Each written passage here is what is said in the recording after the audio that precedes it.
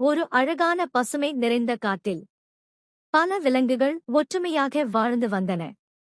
அந்தக் காட்டில் யானை, மாடு, ஆடு, மான், குரங்கு, மயில், சின்னச் சின்ன பறவைகள் எல்லாம் இருந்தன.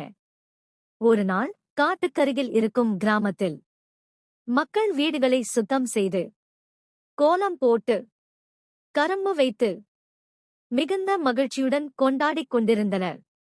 அதைப் பார்த்த குரங்கு கேட்டது, எல்லாரும் இவ்வளவு சந்தோஷமாயிருக்காங்க ஏன்? அப்போது மாடு மெதுவாகச் சொன்னது, இன்று பொங்கல். சூரியனுக்கும் இயற்கைக்கும் விலங்குகளுக்கும் நன்றி சொல்லும் நாள். இதைக் கேட்டவுடன் எல்லா விலங்குகளும் மகிழ்ச்சியடைந்தன. அப்படின்னா நாமும் பொங்கல் கொண்டாடலாமே என்று மயில் சொன்னது. அடுத்த நாள் காலை யானை தனது தும்பிக்கையால் இடத்தை சுத்தம் செய்தது.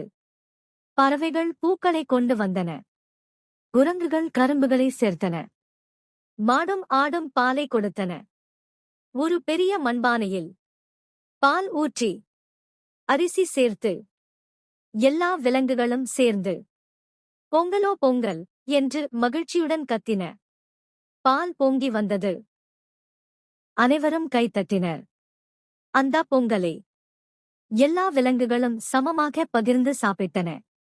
யாரும் பெரியவன் சின்னவன் என்று பார்க்கவில்லை. அப்போது வயதான யானை சொன்னது, இயற்கையை மதிக்கணும், ஒருவருக்கு ஒருவர் உதவணும், ஒற்றுமையோடு வாழணும். அதுதான் உண்மையான பொங்கல். எல்லா விலங்குகளும் தலை அசைத்தன. அன்று காடு முழுவதும் சந்தோஷமும் அமைதியும் நிறைந்தது. நீதி: இயற்கைக்கு நன்றி சொல்லி ஒற்றுமையுடன் பகிர்ந்து வாழ்வதே உண்மையான திருவிழா.